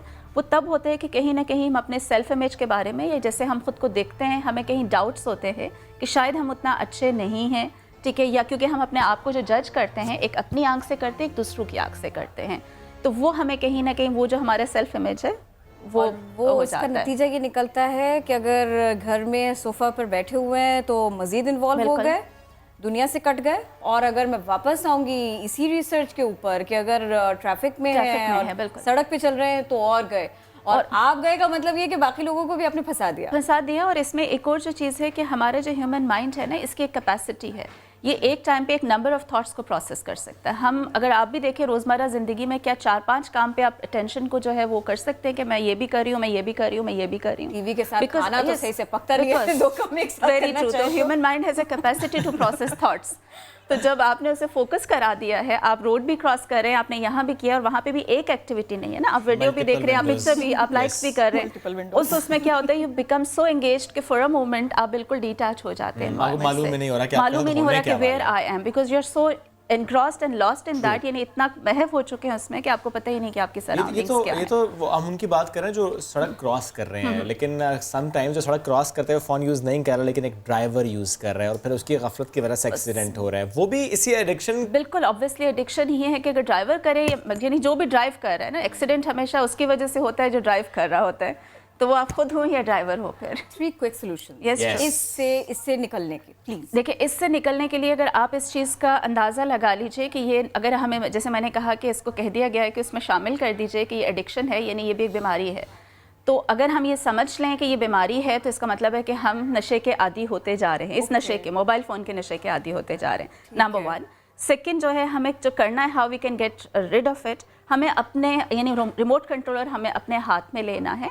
जब मैं ऑफिस से निकल रहा हूँ, मैं कहीं पे हूँ, किसी ऐसी जगह पे हूँ, तो मैं इसका अपना इससे जो इसको है साइलेंट पे कर दूँ, या मैं जो है अपना वाईफाई ऑफ कर दूँ ताकि मेरे इसके पास एक्सेस ही ना हो, क्योंकि नोबडी एल्स विल कम, को दूसरा नहीं आएगा, ये आपको खुद ही करना है, ठीक है। एक ये कर लीजिए कि आपने ये कर लिया। थर्ड ये चीज़ कि इस वजह से आप लोगों से कटते चले जा रहे हैं, आइसोलेट होते चले जा रहे हैं। You need to realise that कि आपकी ये इमेजिनरी वर्ल्ड है, आप रियल वर्ल्ड से दूर होते चले जा रहे हैं। सारी बात आगे रुक जाती है अंडरस्टैंडिंग पर। Very true. और एक चीज़ जो है कि इसकी वजह से जो है सबसे ज़्यादा डिप्रेशन हो रहा है, क्योंकि आप एक इमेजिनरी वर्ल्ड के अंदर रह रहे हैं, रियल वर्ल्ड से कट गए हैं। और आपके डिप्रेशन को ओवरकम करने के लिए ज़रूरी है रियल लाइफ की तारीफ होगी तो बिल मुशाफा होगी, और अगर किसी को उसकी डिसलाइक का जवाब देना है तो वो भी जाके मिल के दे दें। मिल के दे दें। चपेट मार के नहीं, उसकी नौबत नहीं आएगी। अच्छा, मिलेंगे तो पॉजिटिविटी खुद ही से जनरेट हो जाएगी। बहुत शुक्रिया, आप साथ मौजूद थे और इस सिलसिले में गुफ्तगू करते जा रहे हैं। It's a vast topic. जिस तरह हम कराची के पर्सपेक्टिव से देखते हैं कि अगर कोई शख्स ड्राइविंग करते हुए फ़ोन का इस्तेमाल करे, धड़ा धड़ा आजकल चलान हो रहे हैं। अब मैं तो ये कहता हूँ कि जो पैदल चलते हैं फ़ोन यूज़ करना, पुलिस वाले उनका भी चलान करें, एक तो रेवेन्यू जनरेट हो जाएगा। बाइक पे यूज़ कर रहे हैं, नहीं उनको तो पढ़ के बंद कर दें। मतलब बाइक पे चलते रहे आपने यूँ करना है, यूँ करना है, करना क्या है, करना क्या चाह रहे हैं? आपके पास बहुत सख्त सजा है आज। वेरी ट्रू, मैं बहुत सख्त हो रहा हूँ आज। वेरी सफाक। चलिए ठीक है जी, हम बढ़ते हैं आगे। हम सारा सफाकी नहीं करते। मोबाइल का बड़ा अच्छे से इस्तेमाल भी होता है, बड़ी सहूलत भी होती है। ना, उन्होंने बताया तो है, आप उसका डाटा ऑफ कर दें, रख दें, क्योंकि ज़्यादा हमारे जो हम गुम होते हैं वो होते हैं wifi, I mean data connect होने से। फ्री वाईफाई तो आजकल नहीं मिल रहा। डाटा कनेक्ट होने के बाद जब हम व्हाट्सएप पर खो जाते हैं, खोना नहीं है, खुलते चले जा रहे हैं।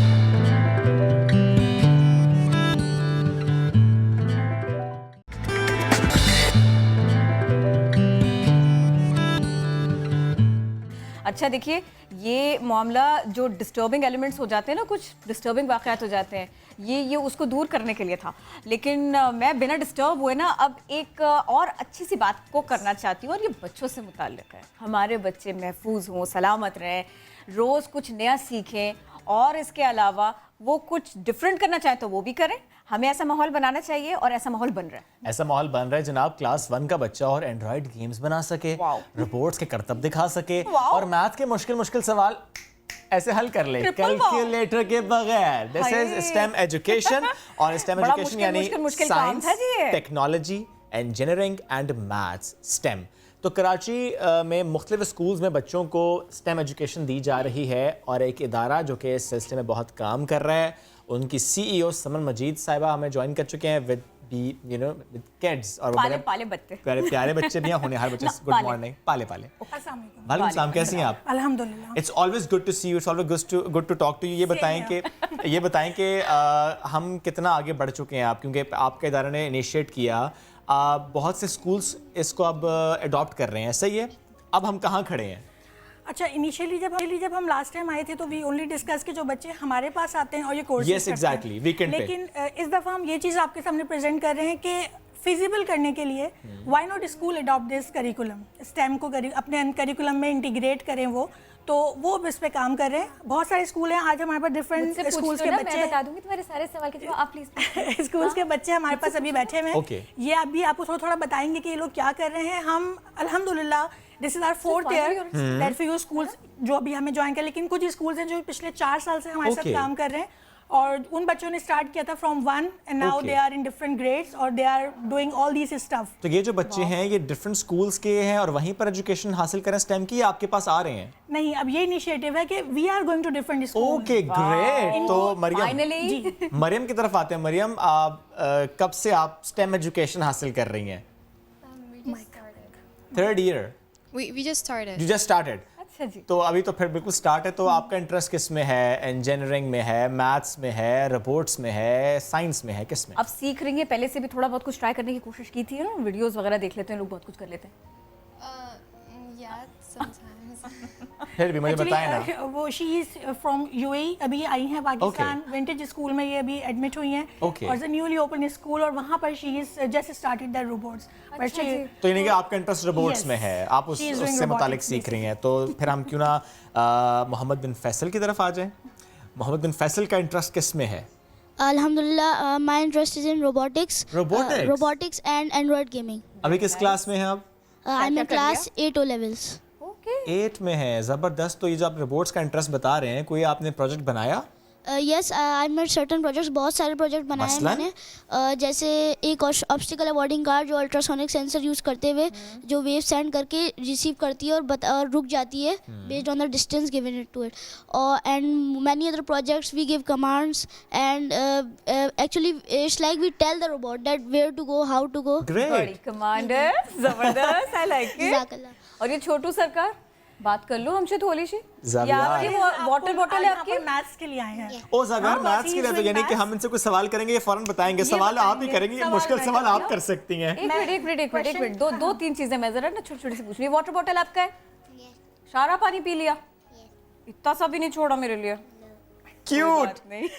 अच्छा चलो एक काम करो, जैसे वो आपको बताएंगी ना तो फिर मुझे थोड़ा थोड़ा सा आप वैसे ही ना जवाब दे के बताना। और माइक थोड़ा सा ऊपर उठा, ऐसे। जबरदस्त, ठीक है फॉलो बेबी। हाँ, हम अपने हाथ से करेंगे शायद ये। हाँ, ये हैंड से करके हैंड से करके बताएंगे। Two hands. Okay, 5 + 1 + 1 -5 answer. Very good. Next question. 0 4 4 4 4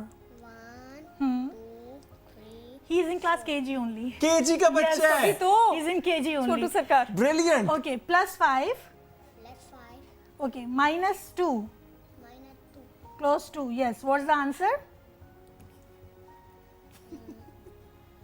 -2 के ऊपर जो है ना मेरी जान अटक गई है। Yes.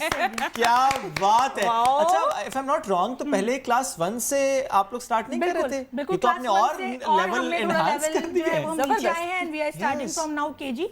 He's from City School और वहाँ से ये कर रहे हैं। और स्कूल का बहुत अच्छा इनिशिएटिव है कि जैसे ये फ्रोबल से हैं, सिटी से हैं, विंटेज से हैं। स्कूल का बहुत इनिशिएटिव है कि उन्होंने टाइम निकाला है। जितना भी करिकुलम है, जैसे नॉर्मली है पहले हम पढ़ते थे इंग्लिश का पीरियड, साइंस का पीरियड, मैथ्स का period. Now they are having robotics period, now they are having mental maths period, they are having. यानी वो मैथ्स के अलावा है ये? जी, ये बिल्कुल उनके मतलब उन्होंने करिकुलम के अंदर इंटीग्रेट कर लिया है इसको। मतलब अब बच्चों को एक्स्ट्रा नहीं जाना पड़ रहा कहीं। They are getting all these things in their school. इनको लग रहा है इनकी बारी आने वाली नहीं है, आ गई है। मैं बता रही हूँ है। मैंने कितनी बार तुमको वेव किया ना, तुमने हेलो नहीं बोला मुझे। इग्नोर किया। कोई बात नहीं, मुझे कोई प्रॉब्लम नहीं है। इंटरेस्ट किस में है? मैथ्स में ही या रोबोट्स में? ज्यादा बच्चे रोबोटिक्स की तरफ जा रहे हैं वैसे। आप बताएं। रोबोटिक्स। आई एंटिसिपेटेड। और आपको देख के आपके फ्रेंड्स कहते हैं हमको भी ऐसे ही करना है ना, इन्हीं की तरह से सीखना है, इन्हीं की तरह से डिस्प्ले करना चीज़ें। ऐसा होता है? नहीं होता। आप फ्रेंड्स को कहते नहीं come let's play together, let's learn together, let's make a robot together. Project बताएं कौन सा बनाया है? बताएं अभी जो लेकर आए हो आप। Racing car. खेलना पसंद है। Racing car. रेसिंग कार बनाई है आपने? ये अकेले बनाई है या पूरी क्लास ने मिलके बनाई है? अकेले बनाई है। मिलके बनाई है। अकेले बनाई है। कार में बहुत इंटरेस्ट है। When while we are coming to he were discussing about the cars, तो इनका इंटरेस्ट कार्स में बहुत है। तो now they can do on robots. जो इंटरेस्ट है वो रोबोट्स पे करेंगे। क्लास 2 का बच्चा रेसिंग कार बना रहा है। हम हमारे वक्तों में ये स्टेम एजुकेशन कहाँ? नहीं, मैं तो तभी भी जहाज बना लेती, कार ना बनाती मैं। तो ये बताइए, ये कार्स ही क्यों इतना शौक, इतना प्यार कार्स के साथ ही क्यों? Favourite car? वो बहुत तेज चलती हैं। वो बहुत तेज चलती है, इसलिए अच्छी लगती है आपको? वाओ, अच्छा। तो वाकई मुझे ये बताएं, अगर ऐसा हो कि किसी दिन आप अपनी रेसिंग कार बना रहे हैं ना, खेल रहे हैं उसके साथ में, और मैं आपको ज्वाइन कर लूँ, आप मुझे इजाज़त देंगे? मैं आपको हेल्प भी कर सकती हूँ। आप मुझे जो कहेंगे कि भाई मुझे इस सिलसिले में हेल्प करो, मैं करूँ। मुझे पार्टनर बनाएंगे आप अपना? Thank you. तुम भी बनाओगे मुझे अपना पार्टनर? मुझे सिखा दोगे सारी काउंटिंग इसी तरह से करके? तो कि 4 मुझे कोई इरादा नहीं लग रहा, कोई इरादा नहीं है, बिल्कुल वेलकम नहीं है। समन, आप मुझे बताएं कि जिस तरह अभी बच्चे डिफरेंट स्कूल्स यहाँ पर बैठे हुए हैं, तो ये सारे स्कूल्स कराची के ही हैं जिनके साथ आप लोग अब कोलैबोरेट कर रहे हैं, या आउटसाइड कराची एज वेल? अच्छा, we are getting calls from outside the Karachi as well, और we are planning to expand it, लेकिन currently we are only catering Karachi schools. और कितने स्कूल्स हैं अभी आपके साथ? अभी हमारे पास टॉप 15 स्कूल्स हैं स्कूल कराची के। वो कांटेक्ट करते हैं या आप कांटेक्ट करते हैं? अच्छा, इट डिपेंड्स। मोस्टली क्या होता है कि अब नाउ इज द फेज के स्कूल्स आ गए कॉलिंग अस के आप हमारे पास आएँ, ये कंडक्ट कराएं, हाउ टू डू। तो वी आर वेरी ओपन। आप हमारे साथ मीटिंग करें। We are giving free demo, जिसमें हम कोई चार्ज नहीं करते, सब बच्चों को इन्वॉल्व करते हैं रोबोट्स में, मैथ्स में। उसके बाद स्कूल डिसाइड करता है what to take, although both, या फिर सिर्फ कोई एक सब्जेक्ट वो ले लेते हैं। दोबारा कब आएंगे ये बताइए? दोबारा जब आप बुलाएंगे हम आएंगे। और ये भी बता दें मुझे कि अभी आप स्कूल्स के साथ तो कोलैबोरेट कर रहे हैं, बट जो आपका अपना प्रोग्राम था वीकेंड वाला, वो अभी स्टिल गोइंग ऑन? वो प्लीज दोबारा बताएं उन पेरेंट्स के जो कि बच्चों को वीकेंड्स पर आपके पास लाना चाहें। बिल्कुल बता देती हूँ। सैटरडे संडे हमारे वीकेंड प्रोग्राम्स होते हैं। इस Saturday Sunday we are off क्योंकि क्लोजर है गवर्नमेंट की तरफ से, वरना एवरी सैटरडे संडे आप आइए, पहले विजिट कीजिए और हमारे लेवल्स जो हैं वो अनाउंस होते रहते हैं, उसमें आगे आप इनरोल करवा लें बच्चे को। हम अपनी कोचिंग में तो हम लोग 4 इयर्स ऑनवर्ड्स बच्चे ले लेते हैं क्योंकि वो हमारे पास 1-to-1 आ रहे होते हैं। स्कूल्स में हम लोग केजी से स्टार्ट कर रहे हैं इसको, और स्कूल्स भी हमसे कांटेक्ट कर सकते हैं, कैन कांटेक्ट अस और हम उनके पास definitely. Thank you so much for being here, मजा आया जी बहुत बात करके स्टेम एजुकेशन। वैसे तो आपने सुना होगा ना कि दुनिया भर में मेटल आर्टिस्ट हैं जो अपने फ़न का इजहार करते हैं। ये कोई आसान फ़न नहीं है, लोहे के ज़रिए आर्ट को तख्लीक करना बड़ा विजन चाहिए, बड़ी महारत चाहिए। और अगर आपको नहीं पता तो मैं बता देती हूँ, खैबर पख्तूनख्वा के जो एक वाहिद मेटल आर्टिस्ट है ना, नाम है इनका नसीम यूसुफ। ये अपना काम तो करते हैं बड़ी जी जान से, ये इसे सिखाना भी चाहते हैं लोगों को। तो अगर आप इनसे मिलना चाहते हैं, इनके बारे में मज़ीद जानना चाहते हैं, तो फिर हम चलते हैं इसी के लिए फयाज अहमद की जानिब। पुरानी चीज़ों को अक्सर फेंक दिया जाता है, मगर पेशावर का आर्टिस्ट उन अशिया से फ़न के नमूने तख्लीक कर रहा है।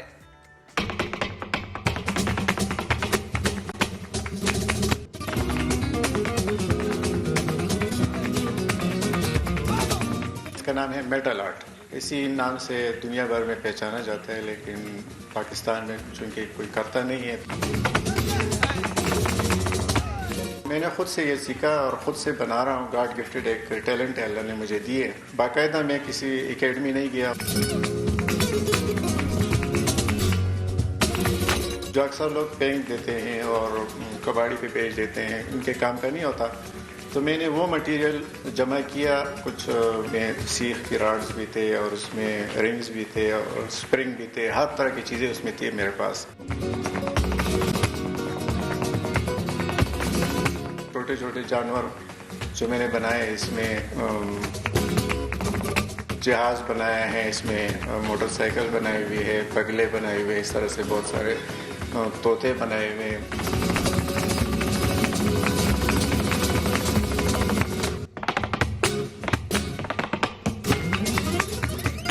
ना मैं बेचता हूँ ना किसी को ये चीज़ गिफ्ट करता हूँ।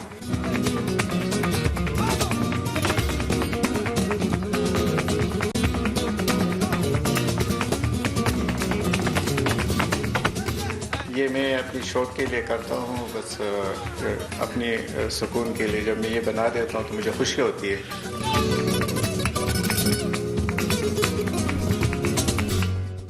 मेटल आर्ट बेकार अशिया को रिसाइकल करने का बेहतरीन तरीका है।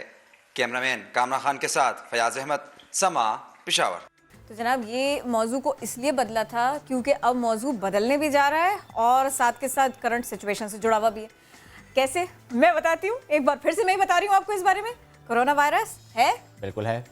शादियां हैं, बिल्कुल है, और होंगी और हो रही हैं, लेकिन उस तरीके से नहीं होंगी जिस तरीके से हो रही हैं। किस तरीके से होंगी? हम लोगों ने आपको कल बताया था ना कि शादी हॉल क्या हो गए जी, बंद हो गए, नहीं होगी ये शादी, यहाँ नहीं हो सकती। अच्छा किरण, ये इसमें सॉरी आपकी बात कटी, ये भी हो रहा था ना कि अगर शादी हॉल्स बंद हो गए, अब जरा अगर प्लान आपने कर लिए शादी या कोई इवेंट, निकाह, मंगनी, कुछ भी, तो लोग ये कर रहे थे किसी रेस्टोरेंट में गए अपने फैमिली मेंबर्स को लेकर, वहां पर इकट्ठे उन्होंने शादी कल ही होना था, ये संडे को ही हो सकता था, अब ये भी नहीं हो सकता। इसका मतलब ये हुआ कि जहाँ 500 मेहमान, 600 मेहमान, 400 मेहमान, 350 मेहमान आपने बुलाए थे, वहाँ 2 सिफर कम कर दें जी।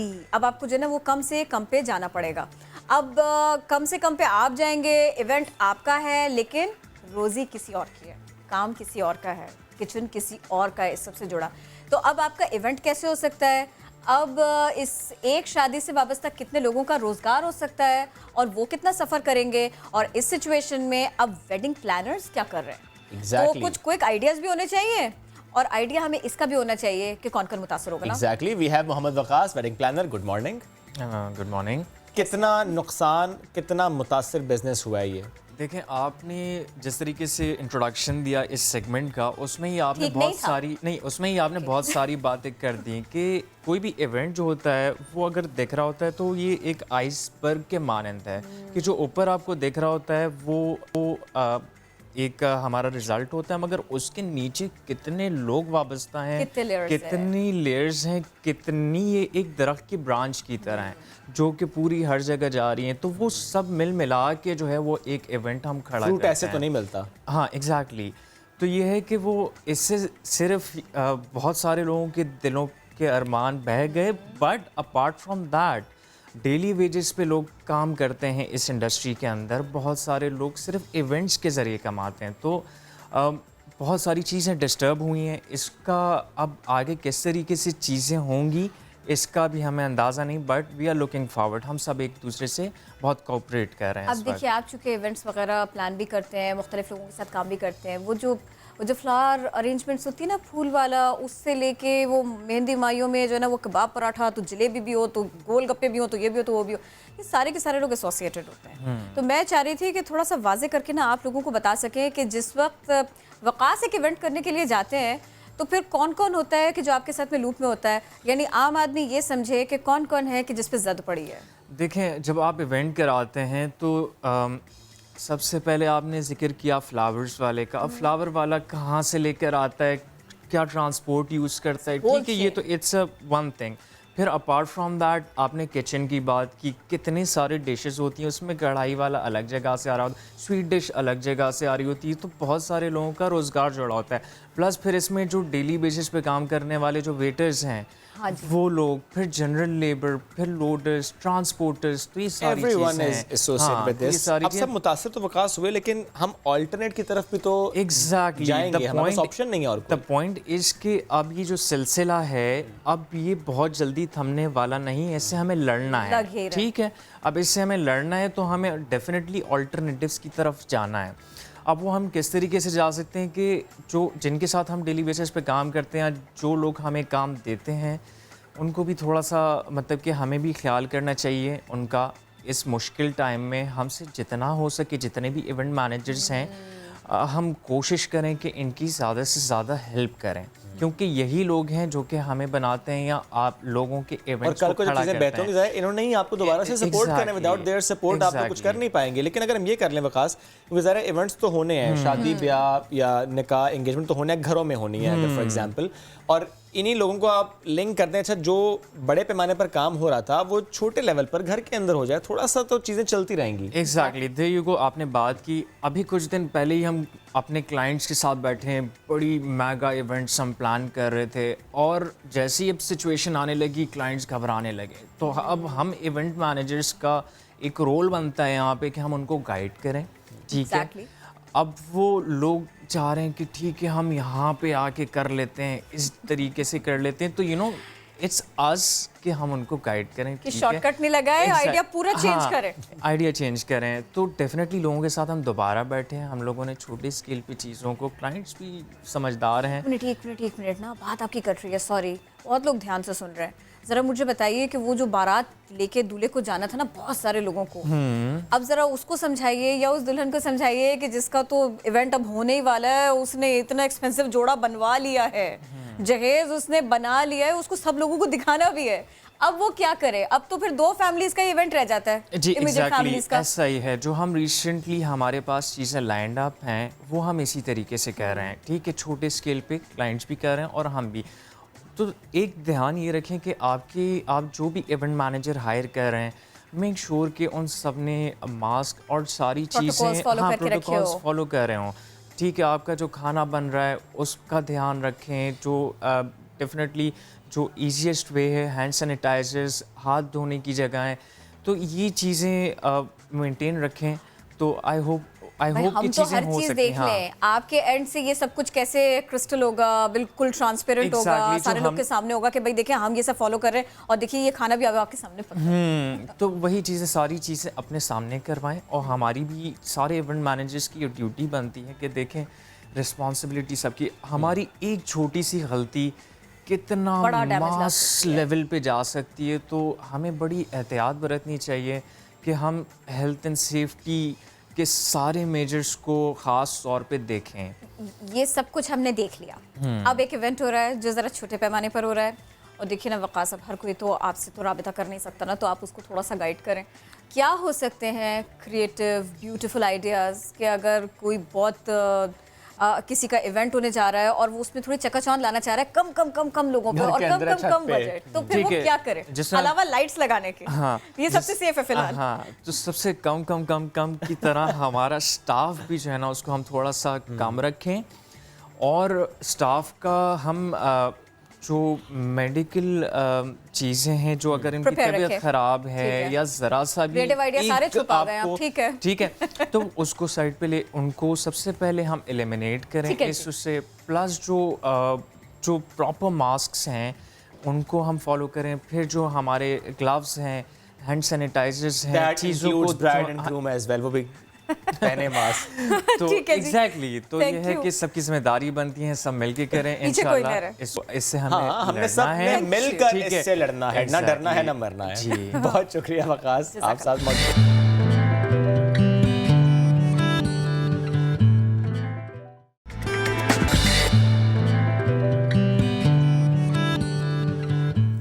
तो जनाब म्यूज़िक की बात करने को मेरा दिल चाह रहा था और फिर उसके बाद में हुआ कुछ यूँ कि मुझे एक बड़े ही दिलचस्प शख्सियत से मिलने का मौका मेरे पास आया। तो मैंने कहा कि मैं अकेले इतनी सारी बातें क्यों करूँगी भला, ये सारी की सारे सुर जो है ना मैं आपसे भी शेयर करना चाहूँगी। तो मैं आपको बताऊँ एक ऐसे लड़के के बारे में कि जो 13 साल की उम्र से गिटार प्ले कर रहे हैं, एक टैलेंट शो को वो विन भी कर चुके हैं और हार्ट्स कितने विन उन्होंने किए हैं ये तो आप उनका जो गला है ना वो सुनकर जान ही सकेंगे। उस्मान फारूकी है इनका नाम और ये बने हैं आज नया दिन का मेहमान। अस्सलाम वालेकुम। वालेकुम अस्सलाम। उस्मान कैसे हैं? ठीक ठाक, आप कैसी हैं? ठीक है, मैं ठीक हूँ अल्हम्दुलिल्लाह। गिटार तो बहुत प्यारा है। Thank you. कितना अरसा हो गया आपकी और इस गिटार की दोस्ती को? आई वाज 13 तो अभी आई थिंक काफ़ी साल हो गए हैं, 10 साल आई थिंक, 9-10 साल। गुनगुना भी लेते हैं? जी अच्छा खासा? गुनगुनाता ही हूँ। गिटार तो आई थिंक सेकेंडरी है। तो यहाँ भी उस्ताद नहीं और गुलकारी में भी उस्ताद नहीं, वो भी खुद किया? खुद किया। तो आजकल तो हम देखते हैं कि लोग ऑनलाइन काफ़ी कुछ सीख लेते हैं, आपने ऐसा भी कोई एफर्ट नहीं किया? आपने कहा, मैं खुद कर सकता हूँ। जब मैंने स्टार्ट किया था गिटार सीखना और मतलब खुद सीखा था, तब कोई ऑनलाइन यूट्यूब ट्यूटोरियल्स वगैरह भी नहीं होते थे इतने, तो और मुझे इतना पता भी नहीं था, लेकिन मैंने खुद ही नोटेशंस वगैरह बुक्स से देख के और मैंने सीख लिया था। क्या बात है। और अब आपका ध्यान इस पर नहीं जाता कि मैं खुद वीडियो बना सकता हूँ, चाहे वो सिंगिंग का हो या फिर गिटार के लिए हो, या आपने सोचा अब तो इतना कुछ आगे ज़रूरत नहीं? हाँ, अब लोग बना लेते तो और वैसे भी YouTube ट्यूटोरियल्स इतने ज़्यादा है, अब लोग वहाँ से सीख लेते हैं, तो इजी हो गया पहले से। और अब आपका ध्यान परफॉर्मेंस के ऊपर ज़्यादा है? परफॉर्मेंस पे ज़्यादा, सिंगिंग पे ज़्यादा। सिंगिंग पर ज़्यादा है। जो मैंने रियलाइज़ किया कि सिंगिंग में ज़रा ज़्यादा। जी, मैं आपके ना इस जलवा के जलवों पे बात करूंगी बाद में, लेकिन ज़रा मुझे पहले ये बताइएगा किन गुलकारों के ट्रैक्स थे कि जो आपको ना इजी लगता था कि मैं ना इसको मैं गा सकता हूँ आसानी के साथ में? वो मुझे सिंगर्स एक दो बताएंगे आप? अच्छा, जब मैंने सिंगिंग शुरू की थी, आपका गला समझने की कोशिश करूँ। अच्छा, जब मैंने सिंगिंग शुरू की थी ना, तो मैं हर किसी का गाना गाता था अपनी आवाज़ के हिसाब से, लेकिन कुछ ऐसे गाने होते थे मैं कहता था यार मेरी आवाज़ पहुँच नहीं रही वहाँ तक, क्यों नहीं हो रहा ऐसा, या कुछ इतने नीचे लो पिच में होते थे, मैं कहता था यार ये मेरे से ये नहीं गाया जा रहा, क्योंकि आपकी एक ग्रोथ हो रही होती है आवाज़ के, वो आपको पता नहीं होता। ऑब्वियसली अभी भी हो रही होगी, क्योंकि आप जितना प्रैक्टिस करते रहते हो आपकी बेहतर होती रहती है आवाज़। तो मैं जब सुनता हूँ ना, अपनी 6 महीने पहले आवाज़ सुनता हूँ, मैं कहता हूँ अब मैं ज़्यादा बेहतर गा रहा हूँ। तो इसी के कितनी ड्यूरेशन में चेंज होती रहती है आवाज़। चले अब मुझे अपने जलवा के बारे में बताइए ना, सबसे ज़्यादा आपको क्या पसंद, सबसे ज़्यादा लोगों को क्या भाया? जलवा के बारे में, जलवा की वीडियो जो मैंने की थी वो मैंने पाकपतन में शूट की थी, बाबा फरीद की दरगाह पे, वहाँ पे मैंने उसको शूट किया था। I think I was the first artist जिसने वहाँ पे जाके कुछ ऐसा शूट किया था, क्योंकि वो सूफ़ी रॉक गाना है और उसके लिरिक्स भी ऐसे हैं कि मैनू जलवा दिखा दे, सारे पर्दे हटा दे, प्यास गाना मेरी। सुना दे। हाँ, मैं आपको गा के यहाँ सुना दूँ प्लीज़। बिल्कुल।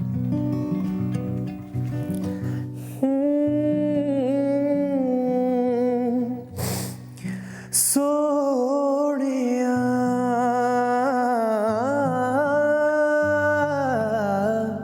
सोनिया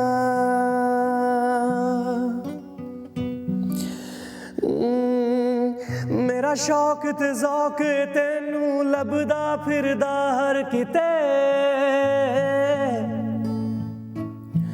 तेरे पैरां दियां निशानां ते चलदे नेरा मेरे, मेरी हस्ती मस्ती कुछ भी मेरा ते हुण ना रहा,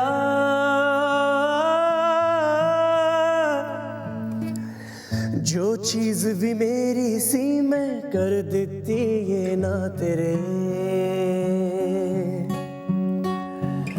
कक्खां तो भी मैं हौला आसां दे महल चढ़ा दे, अपना बना ले सोनिया, मैनू जलवा दिखा दे, सारे पर्दे हटा दे, प्यास मेरी बुझा दे सोनिया, खाली रावां च मेरी आके तारे सजा दे, चन फरश ते ले आ दे सोनिया।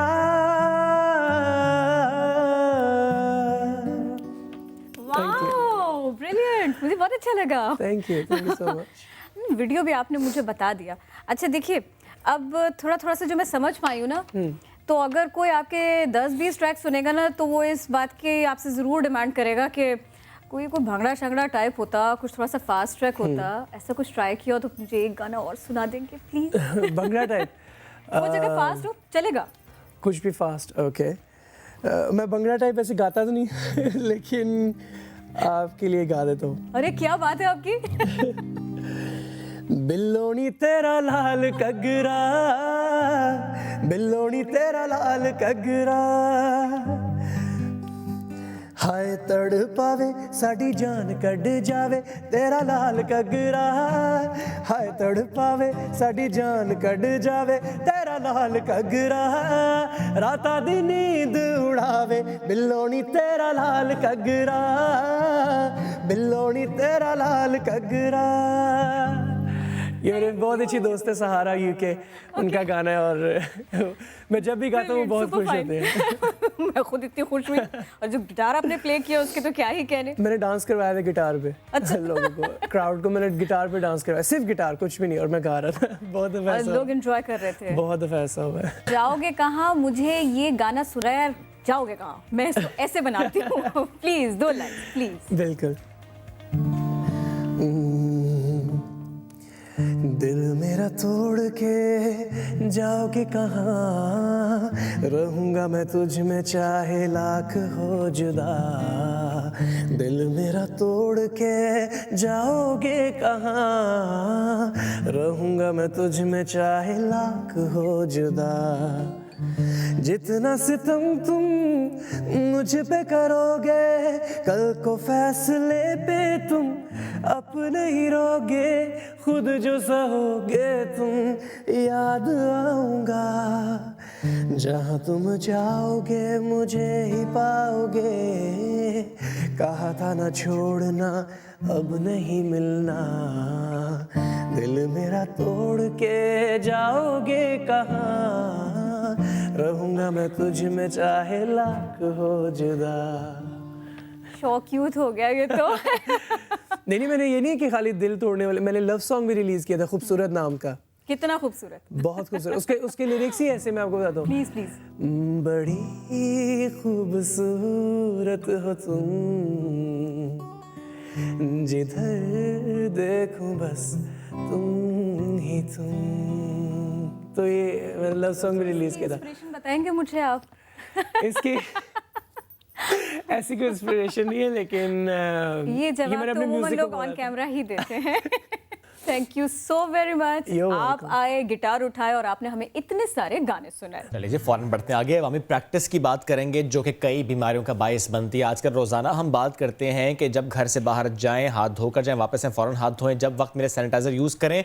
ये तो हम कोरोना से मुताल्लिक करते हैं, बट जनरली भी जो भी बैक्टीरियल और वायरल इन्फेक्शन होते हैं उससे बचा जा सकता है कैसे, अगर हम हाथ धोएं। बट ये इस पर बात नहीं हम कर रहे, आज हम बात करेंगे जो नोट दिखा रहे हैं। और ये एग्जैक्टली ये नोट इसलिए दिखा रहे हैं कि जो नोट गिनते हुए हम पहले जबान पे उंगली लगाते हैं और फिर नोट गिनते चले जाते हैं, उससे होता है क्या, बड़ा इंटरेस्टिंग लगता है देखने में इंटरेस्टिंग लगता है, लेकिन बीमारियां किस तरीके से हम अपने अंदर ले जाते हैं उस पर आज हम बात करेंगे। तिब्बी माहिरीन के मुताबिक नोट की सतह पर मौजूद जरासीम में से बहुत कम तादाद ही सही, लेकिन वो उंगलियों से चिपकती है और फिर आप ज़ाहिर अगर जबान पर फेरेंगे तो वो बैक्टीरिया आपका हिस्सा बन जाएंगे। और किरण जो स्टैट्स हैं वो ये, जो करेंसी नोट पर बैक्टीरिया होते हैं वो पब्लिक टॉयलेट के दरवाजे के हैंडल से ज्यादा जरासीम होते हैं उस पर।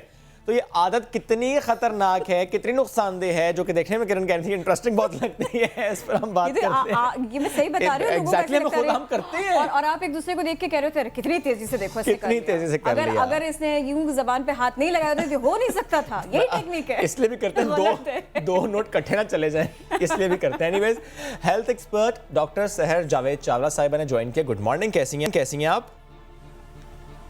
गुड मॉर्निंग, अस्सलाम वालेकुम। मैं ठीक ठाक, उम्मीद करती हूँ आप लोग भी सेहत से हैं। नोट कैसे गिनती हैं? मैं नोट टेल्कम पाउडर अपनी इंडेक्स फिंगर और थंब की टिप पर टच कर कर गिनती हूँ। टेल्कम पाउडर से भी आपके पास ये प्रैक्टिस है जो कि हमने करनी है। लेकिन अब ये प्रैक्टिस आप क्यों करती हैं, थोड़ा सा हमने शेयर तो किया, बट प्लीज आप बताएं ये जो करेंसी नोट है इस पर कौन से बैक्टीरिया होते हैं? जब मैं कह रहा हूँ कौन से बैक्टीरिया, तो जाहिर है सारे बैक्टीरिया तो नहीं होते, कुछ स्पेसिफिक बैक्टीरिया होते होंगे जिनकी वजह से एक स्पेसिफिक बीमारी हम ले लेते हैं। और कोई फर्क पड़ता है इससे कि ये तो नया नोट है, इसके साथ तो ऐसे किया जा सकता है? जी बेशक बहुत फर्क पड़ता है, और मैं बात इस थोड़ी सी बैकग्राउंड और बेस के साथ शुरू करना चाहूंगी कि जो आपके पास WHO है, वर्ल्ड हेल्थ ऑर्गेनाइजेशन है, उसमें एक पूरी कैटेगरी ऑफ डिजीजेस है जिसको आप कहते हैं HAI, health care associated infections, जिसमें 80% इन्फेक्शंस आपके पास वो हैं जो आपके पास पुअर हैंड हाइजीन यानी हैंड वॉशिंग ना करने से और हाथों की सफाई का ख्याल ना रखने से फैलती हैं। उसमें ही हमारे पास ये इन्फेक्शंस भी आ सकती हैं। हमारे पास जो इन्फेक्शंस आती हैं वो भी 4 कैटेगरीज में डिवाइडेड होती हैं: bacterial infections, viral infections, parasitic infections और फंगल इन्फेक्शंस। और हैरानगी और अचंभे और परेशानी की बात हमारे पास ये है कि हमारे पास ये चारों कैटेगरी ऑफ माइक्रो ऑर्गेनिजम्स की इन्फेक्शंस हैंड वॉशिंग का ख्याल ना रखने से, हाथों की सफाई का ख्याल ना रखने से फैल सकती हैं। यहाँ तक के डॉक्यूमेंटेड रिसर्चेस हैं कि 80% तक इन्फेक्शन का रेट आपके पास बढ़ सकता है अगर आप हाथ की सफाई का ख्याल नहीं रखते, और 16% तक फौरन नीचे आ सकता है अगर आप हाथ की सफाई का ख्याल रखते हैं। ये जो आज का टॉपिक है ये बहुत अच्छा है, और इस पर अभी बहुत रीसेंट रिसर्चेस डॉक्यूमेंट हुई हैं कि जो आपके पास करेंसी नोट्स होते हैं इस पर टॉयलेट सीट से भी ज्यादा बैक्टीरियाज होते हैं। उसकी रीजन ये है कि आप हर जगह से हाथ लगा के आप इनको भी हाथ लगाते हैं, और एक थोड़ी सी टेंडेंसी होती है आपके पास हाथों की सरफेस पर बैक्टीरियाज और वायरसेस के थोड़ी देर ज्यादा थ्राइव करने की। थ्राइव करने का आसान जुबान में मतलब यह है कि वो सरवाइव, वो ज्यादा देर जिंदा आपके जो हाथ की पाम होता है इसका जो टेम्परेचर होता है कंपैरेटिवली वार्म होता है, जो कि इसको आपके पास सरवाइव करने की इजाजत देता है। आपके पास सबसे ज्यादा जो इन्फेक्शंस फैलते हैं हाथ की सफाई का ख्याल ना रखने से, उसमें आपके पास रेस्पिरेटरी इन्फेक्शंस आ जाते हैं, जिसमें 70% आपके पास इन्फ्लुएंजा और कोल्ड होता है, और आपके पास मैदे के, स्टमक के इन्फेक्शंस, GIT इन्फेक्शंस आ जाते हैं, जो कि सैल्मोनेला बैक्टीरिया जो आपके पास ये करेंसी नोट्स में भी होता है हाथों की सफाई का ख्याल ना रखने की वजह से, और ये भी आपके पास बहुत ज्यादा फैलते हैं। इसके अलावा आपके पास यूरिनरी ट्रैक्ट इन्फेक्शन, पेशाब के इन्फेक्शन, ब्लड के इन्फेक्शन, आपके पास वो इन्फेक्शन जो सर्जिकल साइट्स पे हैं, जहाँ पे कोई चोट है, जहाँ पे कोई ट्रॉमा हुआ है, वो भी 60 से 80% तक इंक्रीज हो सकते हैं अगर आप सिर्फ हाथ की सफाई का ख्याल नहीं रखते हैं तो। हेपेटाइटिस A वायरस, रोटो virus, noro virus, adeno virus, fungal infections, Candida.